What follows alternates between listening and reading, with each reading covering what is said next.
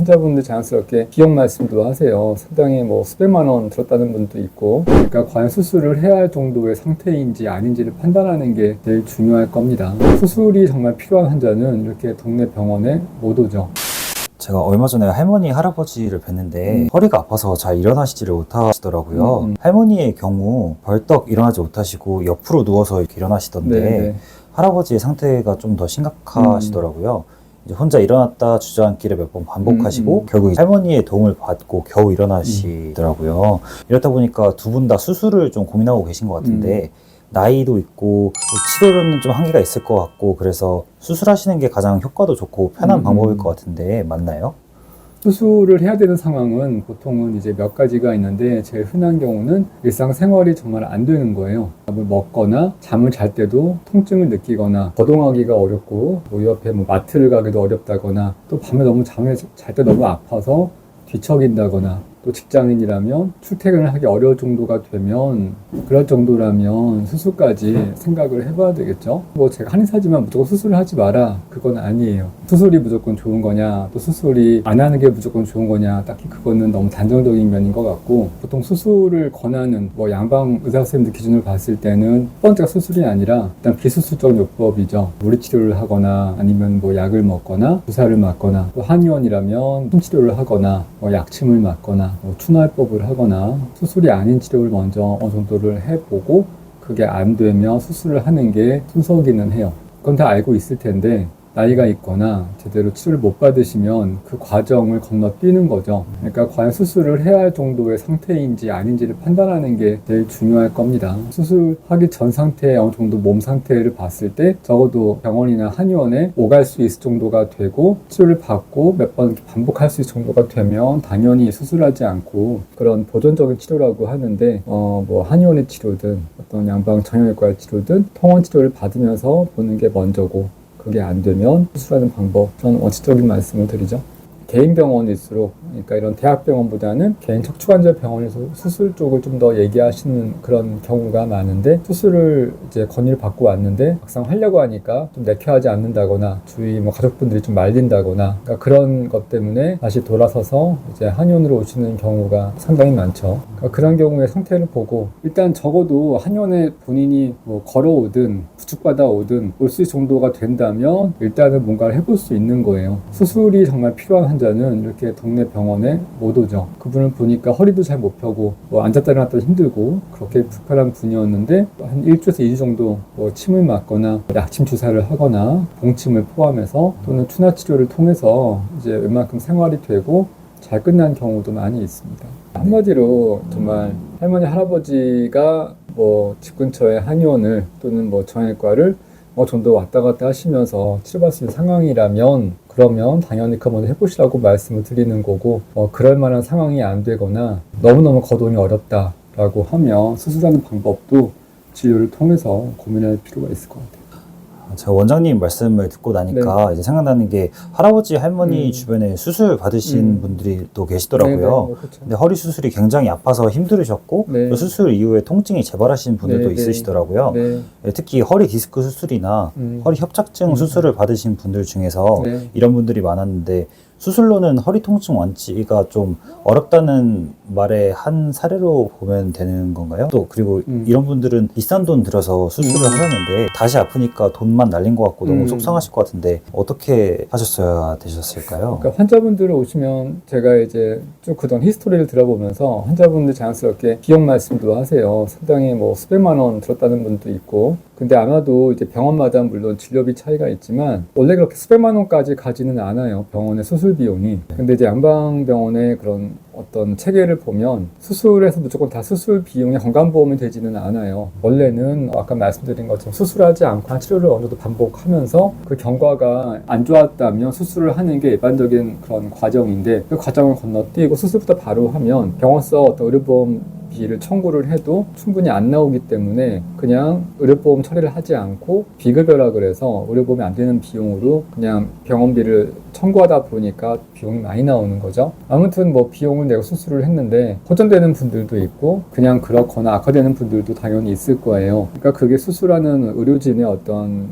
스킬 차이도 있겠지만 환자 수술을 통해서 딱 끝나는 게 아니라 수술하고 나서 충분한 재활 치료, 이를테면 어떤 물리치료나 또는 뭐 이런 재활학과의 치료라든지 또 한의원에서의 그런 침치료라든지 물리치료, 그런 재활 치료를 충분히 좀 더 이어서 받아야 되는데 그게 잘 안 되는, 못하거나 안 되거나 또 나이 드신 분들은 하고 싶어도 나이 때문에 잘 못하는 경우도 많이 있고 또 이제 뭔가 누가 주위에서 좀 도와줘서 재활치료를 받으셔야 되는데 그게 안 되는 경우가 있으면 수술해서 딱 끝나는 게 아니라 뭔가 그 이어서가 안 되는 거죠. 그러니까 수업을 듣고 숙제를 해야 되는 숙제가 안 되는 거예요. 수술하고 나서 딱 끝나는 게 아니라 재활치료 좀 됐으면 좋았을 텐데 마무리가 안 되다 보니까 수술을 했지만 뭐 더 좋아지지 않거나 악화되거나 이제 그런 경우는 재활치료의 그런 부분이 부족하지 않았나 싶은 부분도 있고, 물론 아까 처음 말한 것처럼 의료진의 어떤 기술적인 면이 좀 부족했거나 그런 경우도 있을 수 있겠고 또 다 사람마다 차이가 있으니까 그런 면이 아마 무시할 수 없을 겁니다.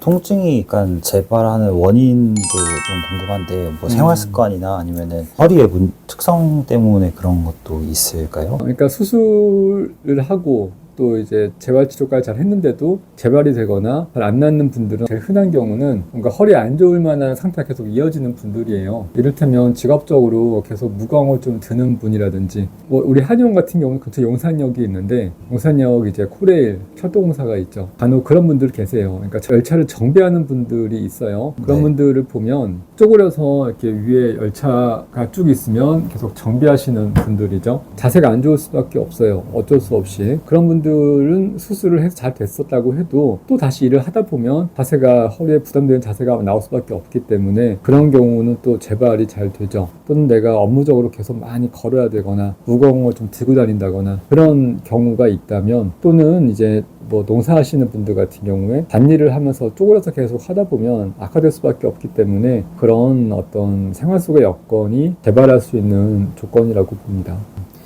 원장님 방금 말씀하신 것처럼 사실 저희 할머니, 할아버지가 옥상에서 이렇게 채소를 키우시고 계시거든요. 그래서 농사를 당연히 하시다 보면 허리도 많이 숙이고 계신데 제가 사실 하지 말라고 말씀드렸더니 이것도 운동이라고 하시는데 이게 이렇게 허리를 숙이는 행동은 말씀하신 것처럼 별로 안 좋은 행동이 맞는 건가요? 그렇죠. 허리를 숙이는 게 제일 안 좋고요. 쪼그려서 하면 더 안 좋고요. 그래서 흔히 우스갯소리로 그런 말 해요.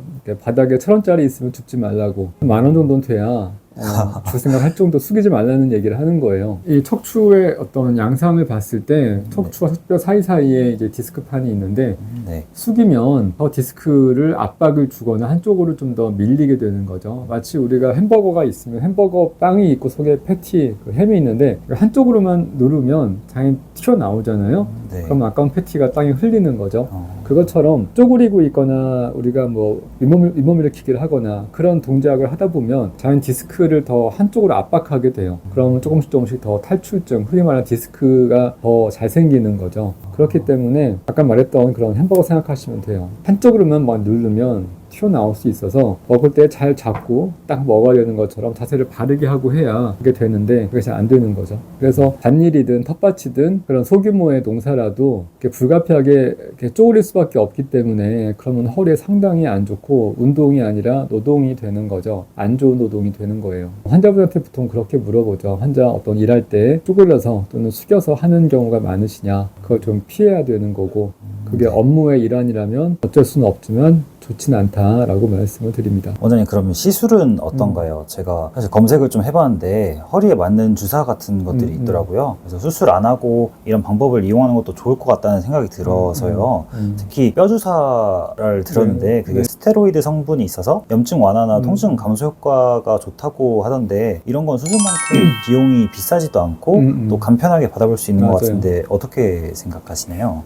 근데 뼈 주사라 그러면은 이제 원래 바른 명칭은 스테로이드 주사죠. 스테로이드 주사를 척추의 척추강이라든지 척추 그 부근에 주사하는 방법이에요. 스테로이드는 상당히 이제 좋은 약이죠. 좋은 주사고 그걸로 노벨상을 받았을 정도로 상당히 좋은 주사예요. 근데 장단점이 있죠. 스테로이드가 들어가면 염증이 빠르게 완화가 되고 그런 부어있는 디스크나 그런 거 더 가라앉힐 수가 있어요. 좋은 방법이지만 부작용도 있죠. 스테로이드 같은 경우는 너무 과하게 맞거나 잘못하면 이제 면역력이 좀 떨어지면서 후에 오히려 더 감염을 유발할 수 있는 면도 있고, 피부 변색이라든지 또는 뭐 당뇨 환자 같은 경우는 혈당을 좀 높인다거나 신장에 부담을 주거나 그런 부작용들이 있어요. 그래서 양방의 정형외과나 마취통증의학과에서도 1년에 한 3번 정도, 그 정도의 어떤 제한점을 두죠. 너무 자주 맞고 너무 많이 맞으면 부작용이 있다는 겁니다. 그렇기 때문에 좋은 주사긴 하지만 적절한 판단을 갖고 해야 되는데, 너무 남용되거나 또는 잘못 맞거나, 또 환자분이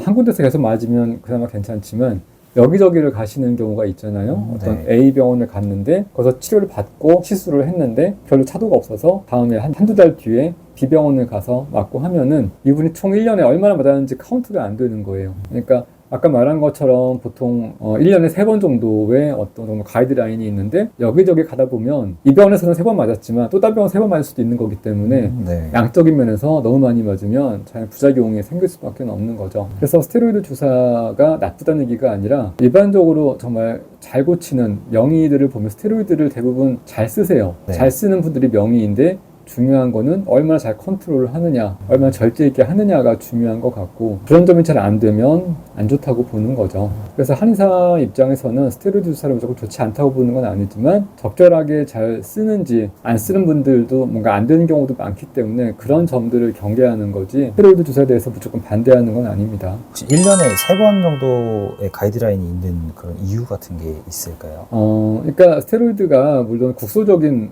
어떤 작용을 하기 때문에 척추, 뭐 허리든 꼬리뼈든 뭐 목이든 그쪽에 작용을 하긴 하지만, 그래도 혈류를 통해서 전신적으로 순행하는 부분도 있기 때문에 그 과정에서 아까 말했던 것처럼 면역력에 대한 약화라든지 또는 감염의 우려를 높인다거나 피부 변색이라든지 또는 신장에 부담을 주는 또는 혈당을 올리거나 그런 점들이 나타나기 때문에, 그 정도가 좀 희석이 되고 큰 문제가 없을 정도 되면 1년에 3번 정도가 보통 좋다고 보통 교과서에 나오기는 합니다. 그래서 그 정도를 말을 하는 거죠.